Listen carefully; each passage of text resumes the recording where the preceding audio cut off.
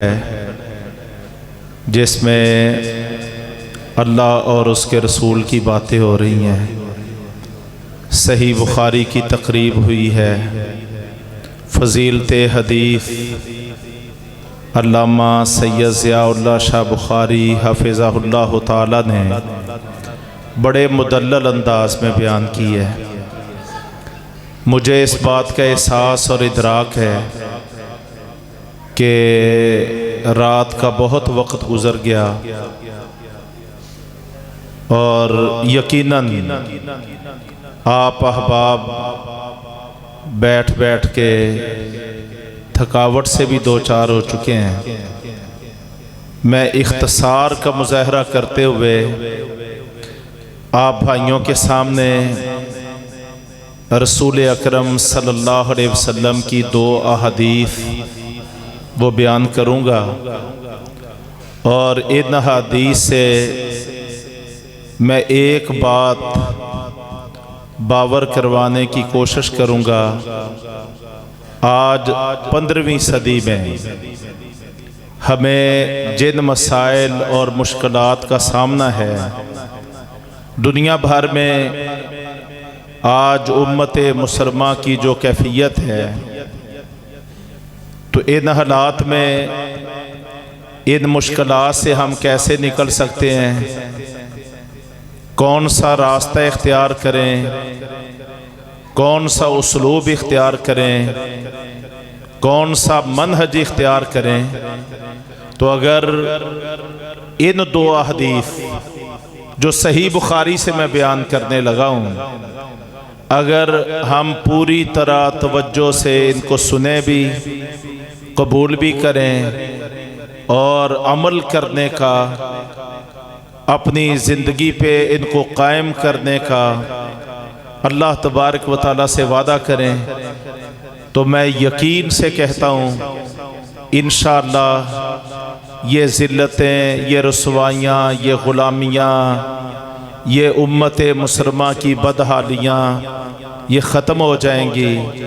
ہم عزت والے، عظمت والے، کامیابی والے، کامرانی والے، دنیا میں فلاح اور ترقی والے بن جائیں گے، اور انشاءاللہ دنیا میں اللہ تبارک و تعالی ہمارا سکہ بٹھا دے گا۔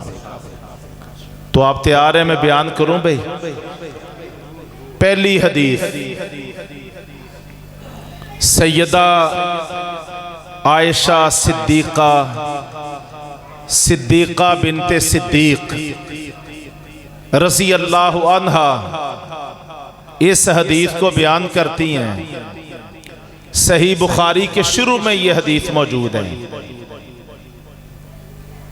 اور آج ہی گویا کہ آج دن کے وقت جب رسول اکرم صلی اللہ علیہ وسلم مکہ کے دامن کے اونچے پہاڑ کی غار میں موجود تھے اور اللہ کی عبادت میں مگن تھے، تو آج ایسا ہوا ہے کہ اللہ تبارک و تعالی نے اپنا فرشتہ جبرائیل اس غار میں بھیجا ہے، اور اس نے قرآن کی چند آیات کی آپ کو تعلیم دی ہے، اور ساتھ ہی ساتھ آپ صلی اللہ علیہ وسلم پر ختم نبوت کا تاج سجا دیا گیا ہے، آپ کو نبوت سے سرفراز کر دیا گیا ہے۔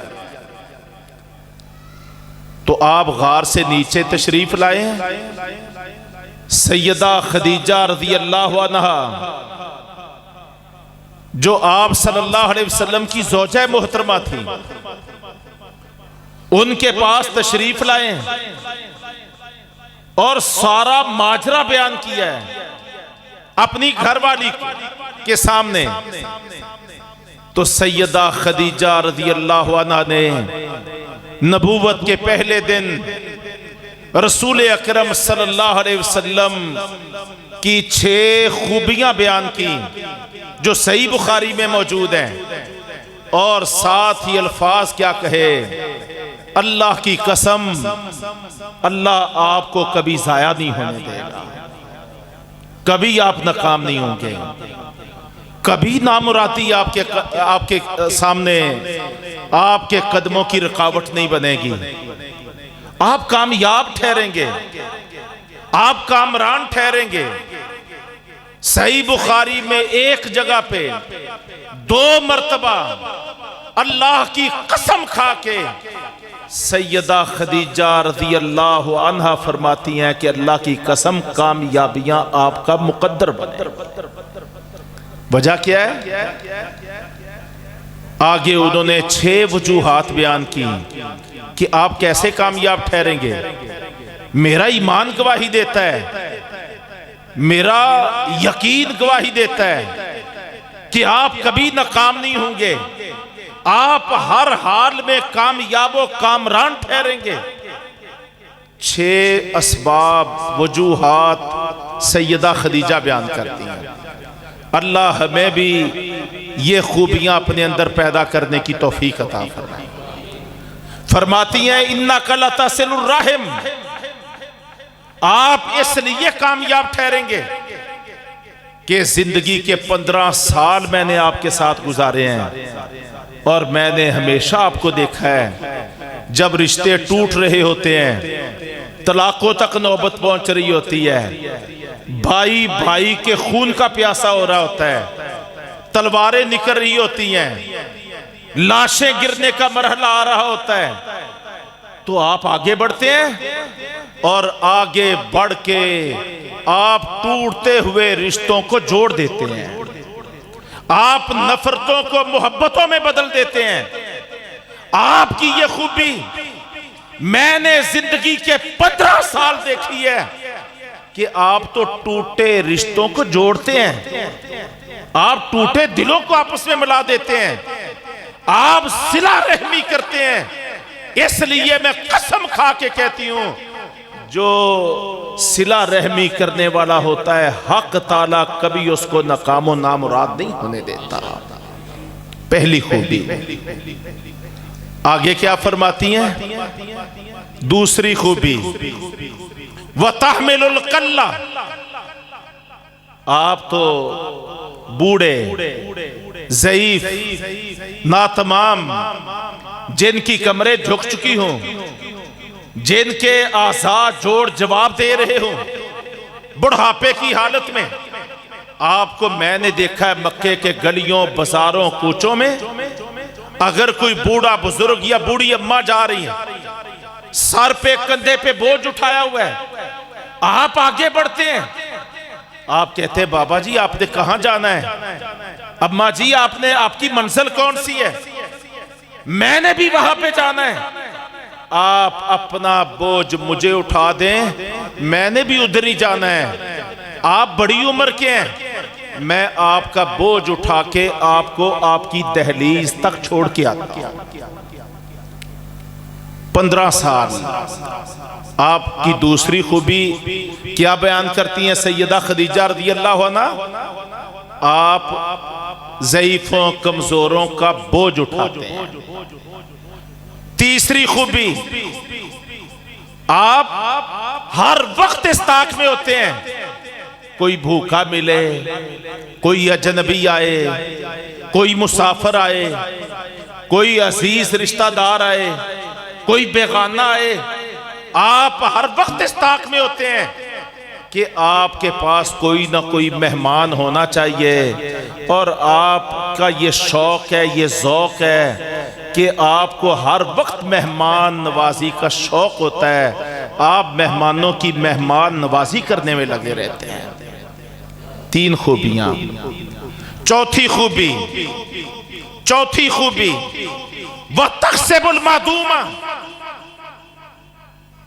جو بے روزگار ہوتے ہیں، معاشرے کے محروم طبقہ ہوتے ہیں، جن کے گھر میں چولہے پر پکانے کے لیے کچھ نہیں ہوتا، بہت فقر و فاقہ کے مارے ہوئے، آپ سارا دن محنت مزدوری کرتے ہیں، لوگوں کی بکریاں چراتے ہیں، محنت مزدوری کرتے ہیں، اور جو کما کے لاتے ہیں اپنی جیب میں اپنے گھر میں سنبھالنے کی بجائے محفوظ کرنے کی بجائے آپ معاشرے کے محروم طبقوں پہ وہ سب کچھ خرچ کر دیتے ہیں، بیوگان کو دیتے ہیں، یتیموں کو دیتے ہیں، کمزوروں کو دیتے ہیں، بے سہارا بے خانمار لوگوں کو دیتے ہیں، معاشرے کے کمزور طبقوں پر جو کچھ آپ کے پاس ہوتا ہے آپ سب کچھ خرچ کر دیتے ہیں۔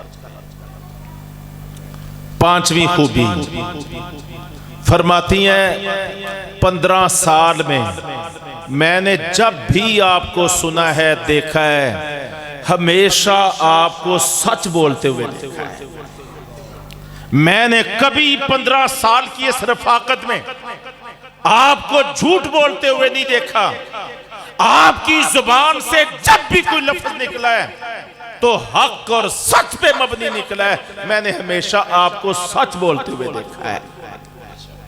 اور چھٹی خوبی فرماتی ہیں کہ جب بھی کسی پہ کوئی آفت آئے، کوئی مصیبت آئے، کوئی ازمائش آئے، کوئی ایمرجنسی، کوئی حادثہ، کوئی ایکسیڈنٹ ہو جائے، کسی پر کوئی آفت اور مصیبت آئے، میں نے پوری وادی مکہ میں دیکھا ہے سب سے پہلے مدد کے لیے آپ کا دل دھڑکتا ہے اور مصیبت زدہ کی مدد کے لیے سب سے پہلے آپ پہنچتے ہیں۔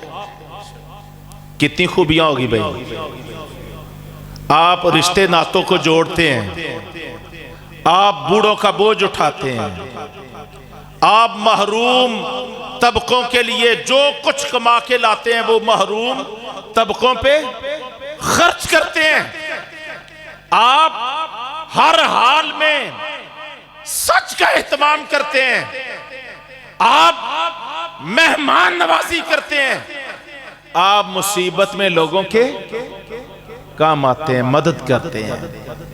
6 خوبیاں بیان کر کے سیدہ خدیجہ رضی اللہ عنہا 2 قسمیں اٹھا کے کہتی ہیں کہ حق تعالیٰ کبھی آپ کو کسی میدان میں ناکام و نامراد نہیں ہونے دے گا۔ آپ کامیاب ہیں، آپ کامران ہیں، آپ پر اللہ نے یہ ختم نبوت کی جو ذمہ داری، دعوت اللہ کی جو ذمہ داری، یہ عظیم ذمہ داری ڈالی ہے۔ آپ پریشان نہ ہوئیے، آپ گھبرائیے نہیں، آپ ڈسہارٹ نہ ہوئیے، آپ دل شکستہ نہ ہوئیے، آپ ڈپریشن کا شکار نہ ہوئیے۔ میں اللہ کی قسم کھا کے کہتی ہوں کہ حق تعالیٰ کامیابی اور کامرانی آپ کا مقدر بنائے گا۔ تو ساتھیوں میں آپ سے بھی کہتا ہوں کہ اگر آج ہم چاہتے ہیں کہ ہم کامیاب ٹھہریں، ناکامیاں ہمارے قریب بھی نہ پھٹکیں، تو میں اپنے آپ کو بھی اور آپ کو پہلی نصیحت کرتا ہوں۔ ایک حدیث میں نے آپ کو سنا دی کہ ہم سب کو بھی اپنے اندر یہ 6 خوبیاں پیدا کرنے کی کوشش کرنی ہے، انشاءاللہ کہیے، اللہ اس کی توفیق عطا فرمائے۔ اب دوسری حدیث آپ کو سناتا ہوں، یہ بھی صحیح بخاری کے شروع میں ہے اور بیان کرنے والے ہیں سیدنا عبداللہ بن عباس رضی اللہ عنہما، اور گواہی دینے والے یہاں پہ نبی کریم صلی اللہ علیہ وسلم کی 6 خوبیوں کی گواہی دی ہے آپ کی رفیقہ حیات نے، زوجہ محترمہ نے، جو انسان کا سب سے قریب ترین رشتہ ہوتا ہے۔ اب میں گواہی پیش کرنے لگا ہوں جو سب سے بدترین ایک تعلق ہوتا ہے، دشمنی کا، عداوت کا تعلق، سب سے بدترین دشمنوں کی ایک گواہی صحیح بخاری سے پیش کرنے لگا ہوں کہ وہ ہمارے پیغمبر صلی اللہ علیہ وسلم کو کس انداز سے دیکھتے تھے اور آپ صلی اللہ علیہ وسلم کے بارے میں کیا بیان کرتے تھے۔ تو لمبی حدیث ہے، ہرقل کا واقعہ ہے، لیکن اس کا ایک حصہ، ایک ٹکڑا میں بیان کرنے لگا۔ نبی کریم صلی اللہ علیہ وسلم نے خط ہرقل جو دنیا کا سب سے بڑا بادشاہ تھا اس کے نام بھیجا، اور قدرتی طور پر جب آپ نے مدینہ منورہ سے یہ خط سیدنا دہیہ کلبی رضی اللہ عنہ کے ہاتھ ہرقل کو روانہ کیا، تو ہرقل کا تاج و تخت تھا قسطنطنیہ، یہ آج جو ترکی کا دارالحکومت استنبول، یہ پرانے زمانے میں اسی شہر کا نام تھا قسطنطنیہ، اور یہاں پہ ہرقل اس کا تخت تھا، اور وہ دنیا کا سب سے بڑا بادشاہ، جیسے آج امریکہ کا جو بائیڈن آپ کہہ لیجئے، رومن امپائر، بہت بڑی سلطنت۔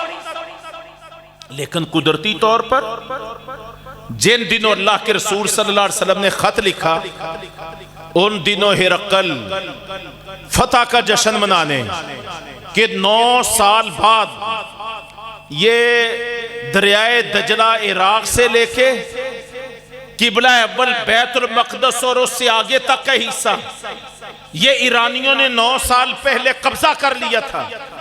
آج ٹھیک 9 سال بعد رومیوں نے دوبارہ اس علاقے کو دوبارہ سے واگزار کروایا، تو فتح کا جشن منانے کے لیے ہرقل قسطنطنیہ سے ایلیا میں یروشلم، یہ جہاں مسجد اقصی ہے، جہاں ہمارا قبلہ اول ہے، اس شہر کے 2 نام تھے، ایلیا۔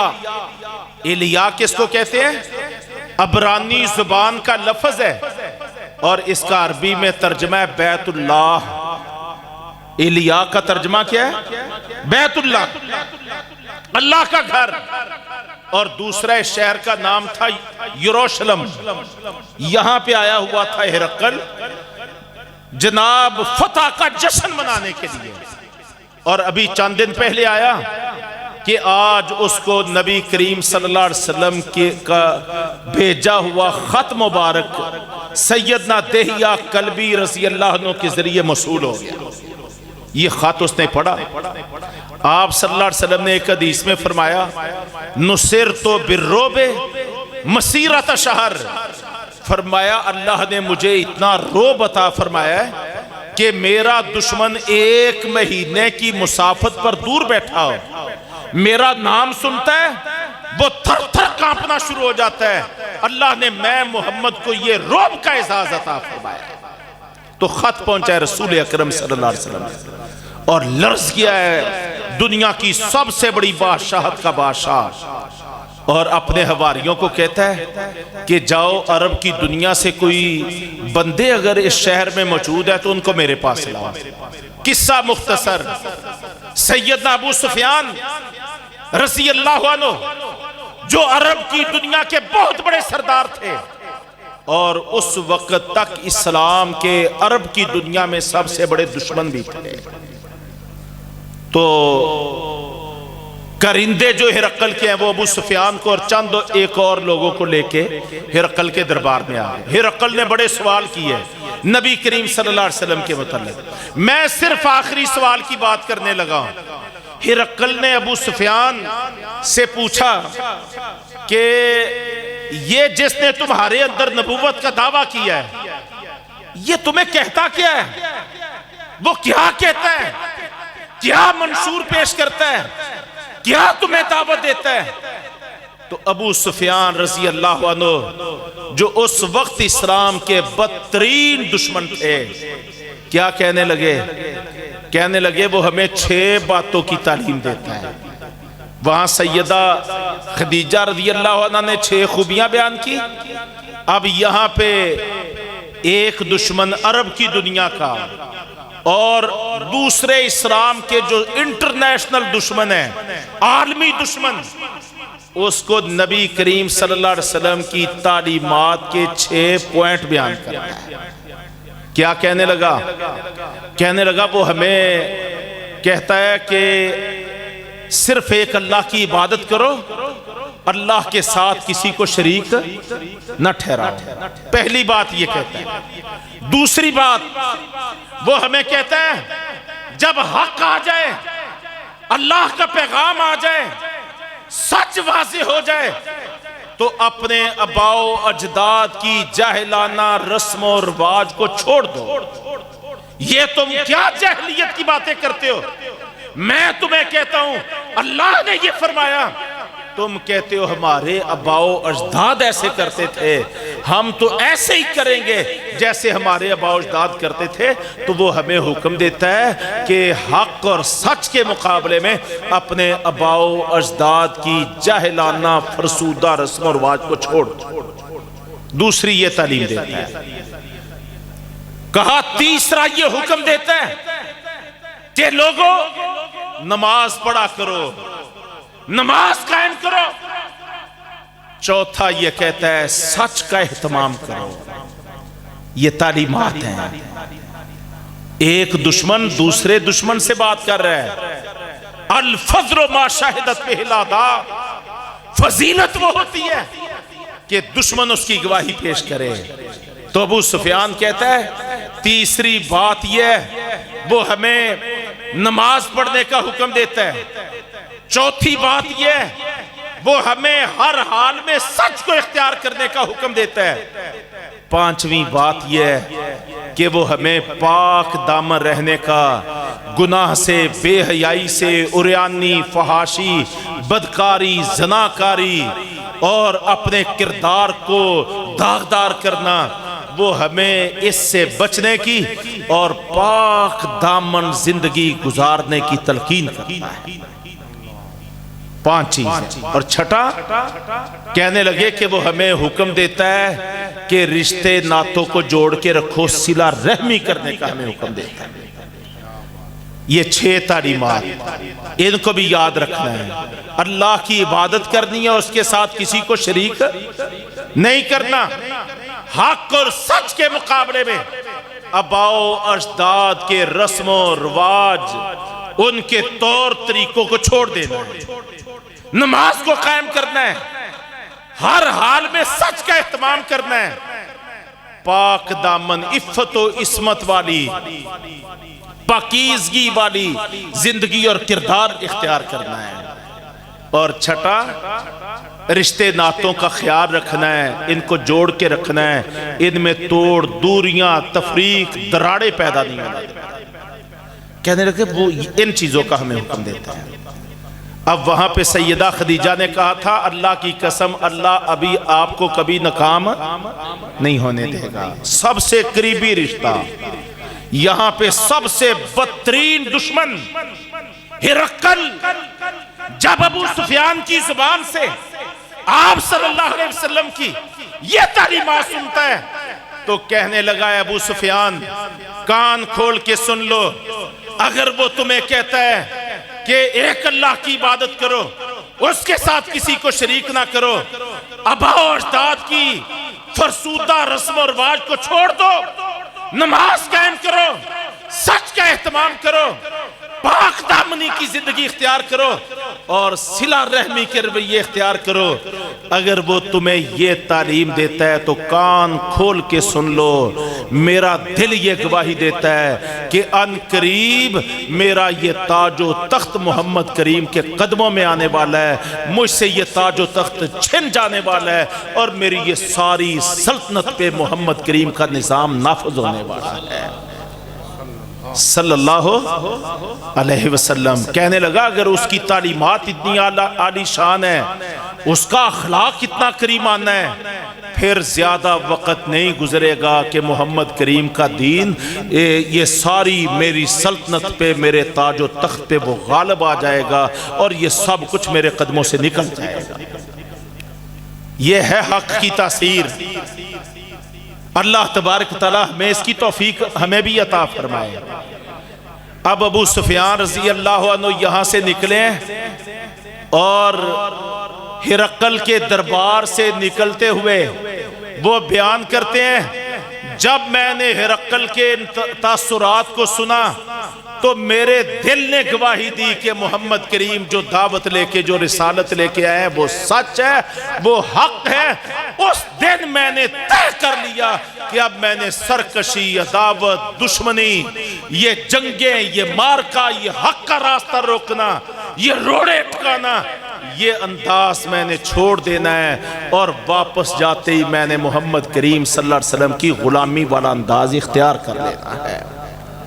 یہ ہے بھائیو، میں نے آپ کو 2 احادیث صحیح بخاری سے ان کا کچھ حصہ آپ کے سامنے رکھا ہے۔ ہمیشہ دعوت جو ہوتی ہے اخلاق کی، کردار کی، حسن اخلاق کی، یہ خوبیاں انسان کے اندر موجود ہوں۔ وہ کمزور بھی لوگ ہوں تو طاقتوروں پہ غالب آ جاتے ہیں، وہ تھوڑے ہوں بہتوں کے سینے پہ اللہ ان کو چڑھا دیتا ہے۔ ایک وقت تھا مدینہ منورہ میں ان کو کئی دن منہ میں ڈالنے کے لیے روٹی کا لقمہ نہیں ملتا تھا۔ یہ پیوند لگے کپڑے پہنتے تھے اور یہ پاؤں میں جوتے نہ ہوتے تو پھٹے پرانے کپڑے جن کو ہم ٹاکیاں کہتے ہیں، چیتھڑے، یہ پہن کے یہ اللہ کے راستے میں نکل کھڑے ہوتے تھے۔ ان کی حالت بڑی ناگفتہ بے تھی، اور پھر اللہ تبارک تعالیٰ نے حق کو، سچ کو، کریمانہ کردار اور اخلاق کو یہ برکت عطا فرمائی کہ ان کے قدم جس طرف بڑھتے تھے دنیا کی کوئی طاقت ان کے سامنے ٹھہرنے کی اپنے اندر جرأت اور صلاحیت نہیں پاتی تھی۔ تو آج بس حالات کا تقاضا یہ ہے، وقت کا تقاضا یہ ہے کہ ہم اپنے اوپر اسوہ محمدی کو غالب کریں، سیرت نبوی کا دوبارہ سے مطالعہ کریں، احادیث کو پڑھیں بھی، سنیں بھی، اور ان کو اپنے عمل میں بھی لائیں۔ اللہ رب کریم سے دعا ہے وہ ہمیں سمجھنے کی توفیق عطا فرمائے۔ یہ بہترین کانفرنس، یہ شاندار پروگرام، یہ تقریب بخاری، یہاں سے ہماری بیٹیاں ماشاءاللہ بخاری پڑھ کے، احادیث پڑھ کے، ترجمہ تفسیر پڑھ کے فارغ ہوئی ہیں۔ اللہ تبارک و تعالیٰ ان کو سعادت والی زندگیاں عطا فرمائے۔ محترم قاری اکبر اسد صاحب حفظہ اللہ تعالیٰ، اللہ تبارک و تعالیٰ ان کو دنیا میں بھی سعادتیں، عزتیں، عظمتیں اور برکتیں عطا فرمائے، اپنے فضل اور رحمت سے مالا مال فرمائے، اور اللہ تبارک تعالیٰ ان کو دنیا اور آخرت کی برکتوں سے مالا مال فرمائے۔ یہ جامعہ ابی بکر علیہ السلامیہ، اللہ تبارک تعالیٰ اس مرکز کو، اس گھر کو قیامت تک آباد رکھے۔ آج کے اس عظیم الشان پروگرام کا جن بھائیوں نے اہتمام کیا، جنہوں نے محنت کی، دعوت دی، سارے انتظام و انصرام کیے، اللہ رب کریم سب کا حامی و ناصر ہو جائے، سب کی کوششیں، محنتیں قبول فرمائے، ہمیں بھی اللہ کامیاب فرمائے، ہمارے والدین پر اللہ اپنی رحمت نازل فرمائے، ہماری اولادوں کو اللہ نیک بنائے، فرما بردار بنائے، اپنے گھروں مسجدوں سے تعلق اور عبادت کا رشتہ قائم کرنے والا بنائے۔ اللہ ہمارے معاشروں پہ، ہمارے ملکوں پہ، پاکستان پہ اللہ اپنی رحمت نازل فرمائے، ہمارے مسائل اور مشکلات کو اللہ تبارک تعالیٰ آسان فرما دے۔ فلسطینی اس وقت بڑی مشکل سے دوچار ہیں، اللہ رب کریم ان کی مدد بھی فرمائے، ان کی نصرت بھی فرمائے۔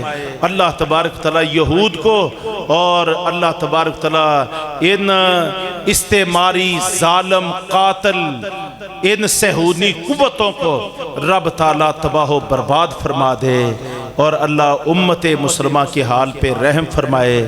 اللہ تبارک تعالیٰ دنیا بھی بنا دے، ہم سب کی آخرت بھی سجا دے۔ وما علینا الا البلاغ۔ السلام علیکم ورحمۃ اللہ وبرکاتہ۔